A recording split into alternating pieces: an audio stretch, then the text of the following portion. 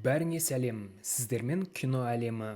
Бүгін біз 2022 жылғы драматикалық комедияның сюжетін талқылайтын боламыз. Фильмнің аты «Бегу к тебе». Табысты әрі бай кәсіпкер Джанни әдеттегідей таңғы жүгіруге шығады. Өзінің 49-да екендігіне қарамастан, ер адам бикештерді қатты жақсы көреді және оларды төсекке сүйреу үшін әртүрлі амалдарға барады. Кейінірек ауылдық клубта оның досы Фабио Джаннидің бір күнде сұлулармен кездесу үшін өзін 3 түрлі тұлға ретінде көрсете алғанын айтады. Ал кәсіпкер қалжыңдап, мүмкін сенің әйелің де менімен жақынырақ танысқысы келетін шығар дейді. Келесі күні түскі ас кезінде Джанни өзінің досымен және сонымен бірге емдеуші дәрігері Дариомен жолығады. Дәрігер досының қазірдің өзінде жүрегінің жартысын табуына табанды түрде кеңес береді. Дәл осы сәтте Джаннидің телефонына қоңырау түсіп, қайғылы хабар келеді. Оның анасы қайтыс болыпты. Зиратта Джанни кездейсоқ филиппиндік шеруге тап болып, қоштасу рәсіміне кешігіп қалады. Онда оны әлде қашаннан бері егіз бауыры Диего күтіп тұрған болатын. Рәсім аяқталғаннан кейін ағасы Джанниге анасының үйінің кілтін береді. Ішіндегі отбасылық суреттер Джаннидің көңіл күйін қатты түсіреді және ол анасының мүгедек арбасына отырады. Осы кезде жас көршісі Алесия пайда болып, өзінің кейде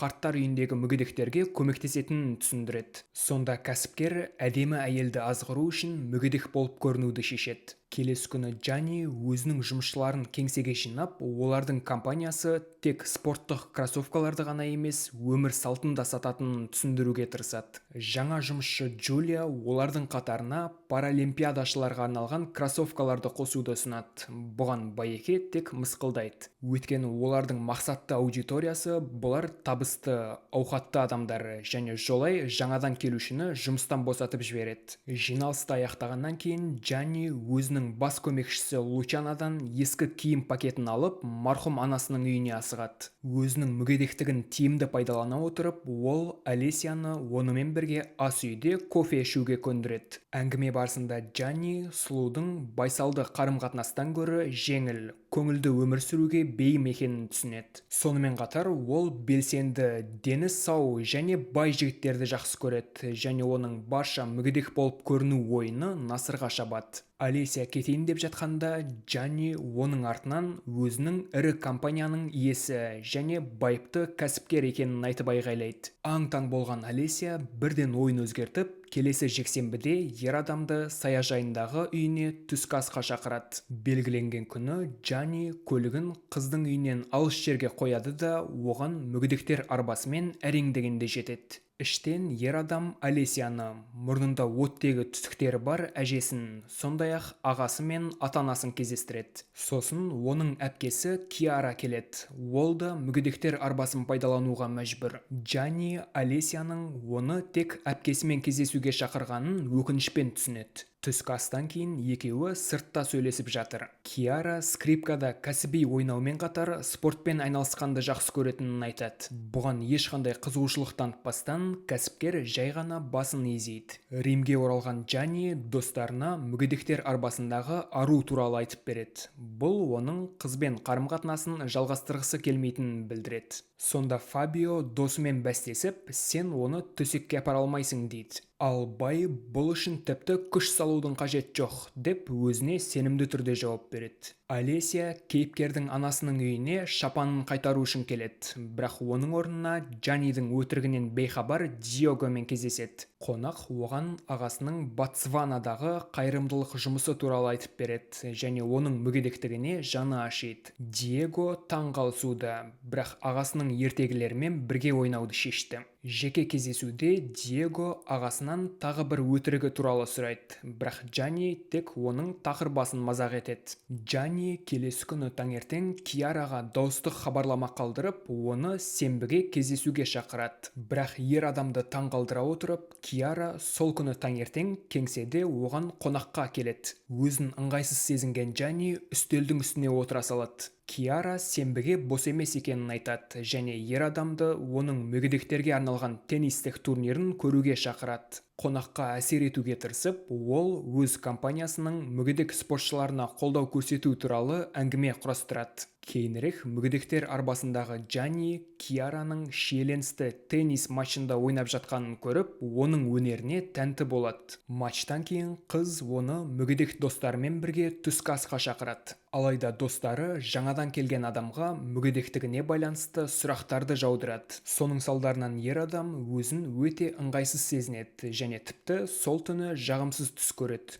1-2 аптадан кейін Джанни Туринге ұшады. Онда Киара өз оркестрмен бірге өнер көрсететін болады. Бай жергілікті тұрғыннан электрлік мүгедектер арбасын сатып алып, театрдан орын алады. Кейіпкердің өмірінде алғаш рет классикалық музыкаға шын жүректен көңілі босайды. Концерттен кейін Джанни Киараға жұмыс үшін осында ұшып келгенін және концертке баруды шешкенін айтып, өтірік айтады. Кешке екеуі мейрамханада кешкі ас ішіп жатыр. Онда Джанни ұялып, өзінің өтірігін мойындағысы келеді, бірақ мұны қалай істеу керектігін білмейді. Мұнымен қоймай, Байхе өзінің электрлік креслосын өте ебедейсіз басқарады. Кешкі астан кейін Киара Джанниді өзінің нөміріне апарып, онда екеуі сүйіседі. Бірақ қыз істі әрі қарай дамытпауды шешеді. Үйге келісімен Дарио досынан бәсекеден бас тартуын өтінеді, бірақ кәсіпкер өте бірбетке еді. Содан кейін Джанни Киараны ертеңгі кешкі асқа шақырады, ал сосын бірден басқа сұлуға кетеді. Оны ол таңертеңгі жүгіруде кездестірген. Бұл уақытта Киара сіңілісімен қуана әңгімелесіп отыр және өзінің өте бақытты екенін мойындайды. Өйткені Джанни аямай оны нағыз әйел ретінде көреді. Келесі күні Киара Джаннидің үлкен сарайына барады. Ол жиһаздардың арасында оңай қозғалуда,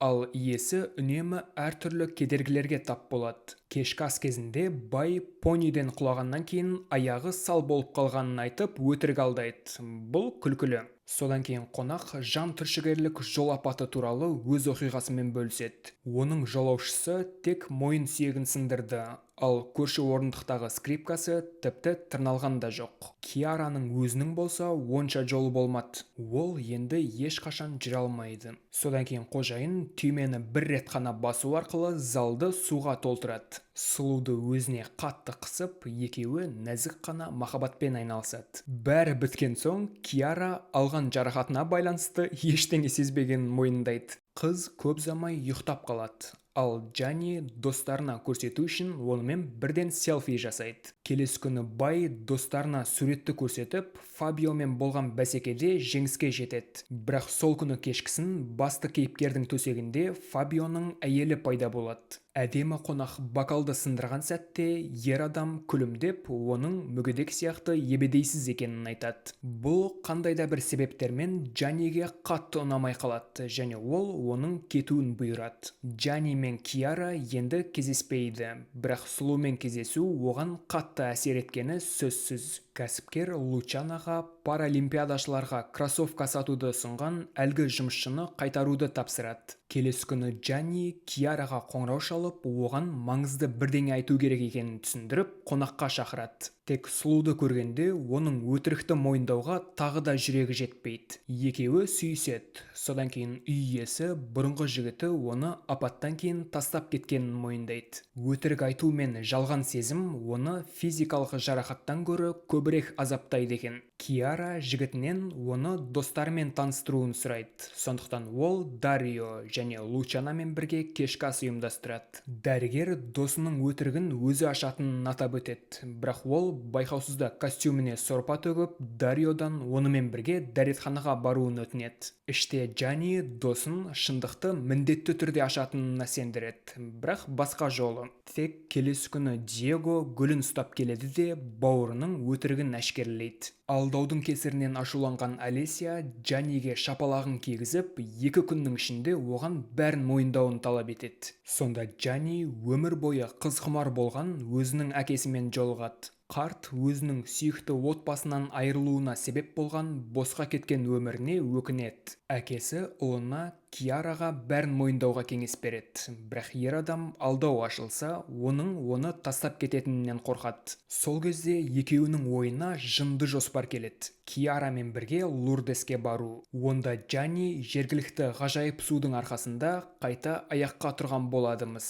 Сонда мәселе өздігінен ақ шешілетін болады. Бұл уақытта Киара сіңілісімен әңгімелесуде. Ол оның әлгі еркектен аулақ жүруіне табанды түрде кеңес беріп жатыр. Киара Джаннидің жүре алатынын жақсы білетінін мойындайды. Оған жай ғана ер адамның алдында өзін әйел ретінде сезініп, оның махаббатына бөлену ұнапты. Бірнеше күннен кейін екеуі Лурдеске келеді. Онда діни қызметкер Джанниді шынайы әңгімеге шақырады. Қасиетті әке ер адамға мүгедектер арбасынан барлығының көзінше тұрмауды ескертеді. Бұл адамдарға жалған үміт сыйлап, ғажайыптарға сендіруі мүмкін екенін түсіндіреді. Сонда Джанни сыртқа шығып, мүгедектің кейпін танытуын жалғастырады. Ал Киара жақындап кел жатқан жүк көлігін байқамастан жолға қарай беттейді. Байеке бірден орнынан атып тұрады да қызды құтқарады. Ол алдымен олардың көз алдыларында нағыз ғажайыптың болғанына сенгендей кейіп танытады. Бірақ сосын көз жасын бұлап автобусқа отырады. Өз кезегінде Джанни Римге оралады. Онда Фабио әйелі мен досының опасыздығы туралы білгеннен кейін оған бірден шабуыл жасайды. Содан кейін кәсіпкердің адал көмекшісі Лучана жұмыстан шығуды шешеді. Жұбаныш іздеп Джанни анасының қабіріне барады және өмірінде бірінші рет оны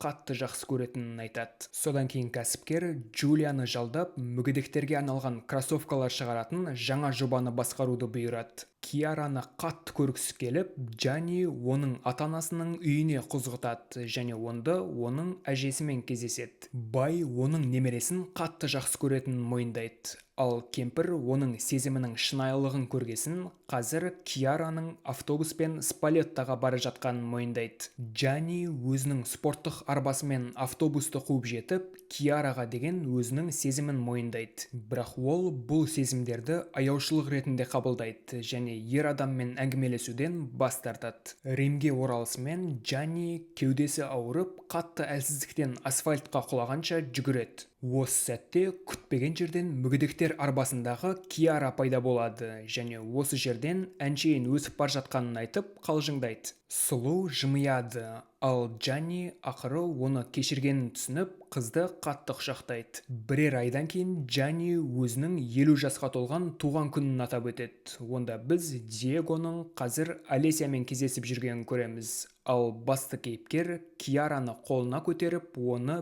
биде айналдырады. Достар, әлеуметтік желідегі табысты адамдардың өмірін тамашалап шаршадыңыздар ма? Ал тапқан жалақыңыз кредит пен тамағыңыздан артылмайды ма? Демек, бір нәрсені өзгертетін сәт келіп жетті. Қазір кез келген адам интернеттің көмегімен ақша таба алады. Бұл жайында толығырақ білгіңіз келсе, бекітілген комментарийдегі сілтемеге өтіп, сілтеме арқылы өтіңіз. Содан кейін зарегистрироваться түймесін басып, электронды мекен-жайыңыз бен нөміріңізді қалдырыңыз. Ал сосын зарегистрироваться батырмасын басу арқылы өтініш қалдырыңыз.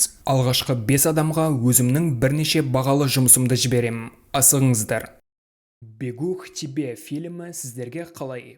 Пікірде бөлісіңіздер. Көргендеріңіз үшін рахмет және келесіде кездескенше.